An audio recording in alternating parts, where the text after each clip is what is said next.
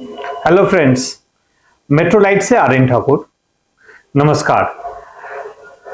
आज हम भारत की बेरोजगारी, जो हमारे देश के युवा, जो यूथ घर पे बैठ गए हैं, वो मेल हो या फीमेल हो, कोई भी यूथ हो, या वो बेरोजगार पर्सन जो कुछ दिन काम करके घर पर बैठे हुए हैं, क्यों बैठे हैं? क्वेश्चन मार्क ये है कि हम ऐसे क्यों कर रहे हैं? अपने देश की बेरोजगारी बढ़ाने में हम क्यों मदद कर रहे हैं?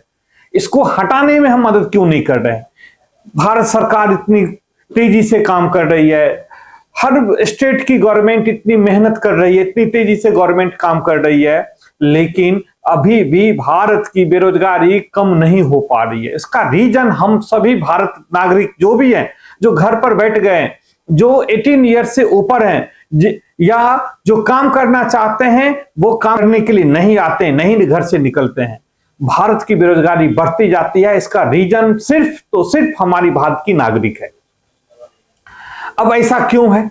मेन मुद्दा पर आते हैं। आज हम दिल्ली में जब मेट्रोलाइट की ऑफिस का डाटा में मैं बात करता हूं, तो उस डाटा में यही पता चलता है, जब 100 का इंटरव्यू हुआ तो उसमें 5 लोग सेलेक्ट हुए। कारण क्या है?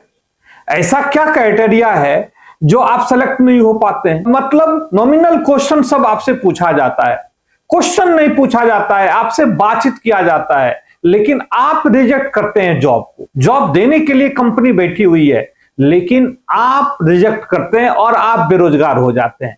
कारण एक्सपेक्टेशन।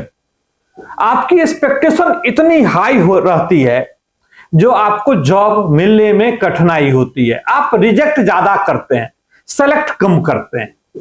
भारत की बेरोजगारी या आपकी घर की स्थिति या आपकी बेरोजगारी तब खत्म होगी जब आप सेलेक्ट करना सीखेंगे, रिजेक्ट करना कम करेंगे। हमारे लोग यही ज्यादा करते हैं। क्यों करते हैं? एक्सपेक्टेशन उनकी बहुत ज्यादा रहती है।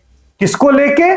टाइम को लेके, पैसा को लेके। ये बहुत बड़ी चीज है। आप समझिए, जो भी भाई बहन हमारे देख रहे हैं भारत में इस वीडियो को, उसको ये समझिए, आपकी सिलेक्शन होना जरूरी है। आपका जॉब कितना रिजेक्ट करोगे? क्योंकि अगर आपका मतलब लेवल क्या है, अगर आप स्टार्ट किए हैं, अगर आप स्टार्ट कर रहे हैं जॉब, या आप कुछ ही दिन काम करके आप चाहते हैं कि हम लाखों की पैकेज में, सैलरी में चले जाए, नहीं मिलेगा। इसके लिए आपको मतलब एक एक सीढ़ी चढ़ना पड़ेगा।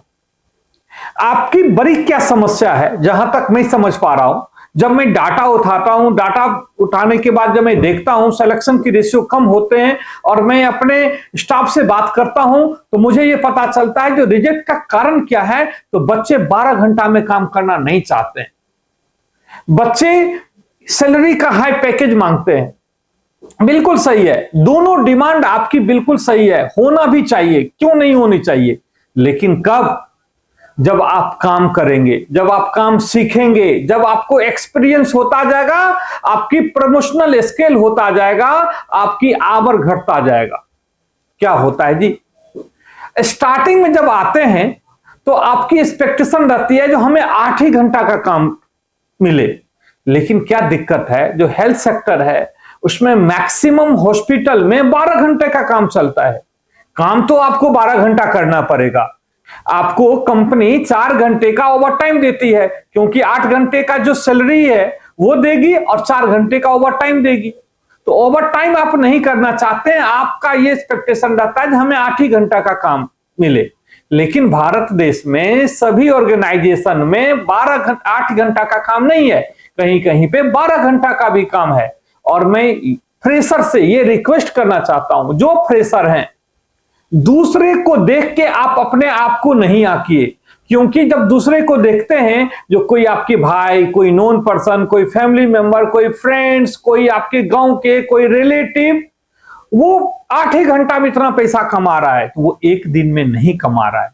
आज हम एक दिन में यहां पे नहीं पहुंचे हैं, आप एक दिन में इतना बड़े नहीं बने हो। आपका भी धीरे धीरे उम्र बढ़ती है तो हाइट बढ़ती है। उसी तरह से कोई भी पर्सन, आपके नॉन पर्सन, कोई भी अगर 8 घंटा में अच्छा पैकेज लेता है, या अच्छा जगह पे पहुंच गया है, या अच्छे प्रमोशनल से स्केल पहुंच गया है, तो उसका 2 साल, 3 साल, 5 साल, 8 साल, 10 साल की मेहनत है। आपको भी करना पड़ेगा। इसीलिए हम मार खा जाते हैं, हम अपने ईगो में रहते हैं। जो हमारे भैया उस 8 ही घंटा में इतना सैलरी लेते हैं, तो उस भैया को एक दिन में नहीं मिला होगा। आप जिस ऑर्गेनाइजेशन में आते हैं, आप ये एक्सपेक्टेशन रखिए जो आपको पहले जॉब मिले। सबसे पहले आपकी सोच होनी चाहिए जो आपको जॉब मिले, वो 12 घंटा का मिले या 8 घंटा का मिले। पैसा जब हम छोटे पोस्ट पर जाते हैं तो हमें कम पैसा मिलता है। धीरे धीरे हम अपनी एक्सपीरियंस लेते हैं और धीरे धीरे हम अपनी क्वालिटी को इनबिल्ट करते हैं और हम अपनी प्रमोशन से कल हम लाखों की सैलरी भी ले सकते हैं। निश्चित रूप से 50,000 ऊपर की सैलरी ले सकते हैं। कब? वो एक दिन में नहीं होगा। और भी बता दूं, बहुत सारे ऑर्गेनाइजेशन में 12 घंटा का काम है, लेकिन आपको जब कंपनी में 1 साल 2 साल हो जाती है तो कंपनी क्या करती है, जहां पे 8 घंटे का काम है उसमें उस पर्सन को डालती है जो 2 साल या 1 साल काम कंपनी में 12 घंटा के लिए किया है। सैलरी तो आपको एक्स्ट्रा में मिल ही रहा है, 12 घंटा के लिए जो एक्स्ट्रा जितना अमाउंट चाहिए वो आपको दिया जा रहा है कंपनी से, लेकिन आपका कहना होता है जो हम 12 घंटा में नहीं करेंगे। 1 साल काम कर लो, 2 साल काम करके सीख लो, एक्सपीरियंस ले लो, फिर 8 घंटा वाले में आप चले जाना। तो ये चीजें बहुत जरूरी है भारत के लोगों के लिए। इसीलिए आज जब हमें अपने डेटा पर देखते हैं तो 100 में 5 से 6 लोग ही सेलेक्ट हो पाते हैं, क्योंकि वही रिजेक्ट करते हैं जॉब। तो ऐसा नहीं करना है, सेलेक्ट होइए, आगे बढ़िए और देश की बेरोजगारी और अपनी स्थिति को सुधार कीजिए, तभी हम एक दूसरे से सहयोग से आगे बढ़ते हैं और आगे चलते हैं। नहीं तो रिजेक्शन से हम आगे नहीं बढ़ पाएंगे। तो बस आप सबसे एक निवेदन है, सबसे एक निवेदन है, जो कोई भाई या बहन जो भी काम करना चाहते हैं, तो जो ऑफर आपको मिले उसमें एक्सेप्ट करके आगे सीखिए, काम लीजिए, काम अपनी मेहनत कीजिए, अपने आप को क्वालिटी इनबिल्ट कीजिए, फिर देखिए, फिर डिमांड कीजिए, फिर आपको सब कुछ मिलेगा। तो पहले काम करना है, फिर डिमांड करना है। पहले डिमांड नहीं करना है, उससे रिजेक्शन मिलेगा। तो आप सबसे रिक्वेस्ट है अपने आप को सुधार कीजिए और आगे लेके आइए। जय हिंद, जय भारत।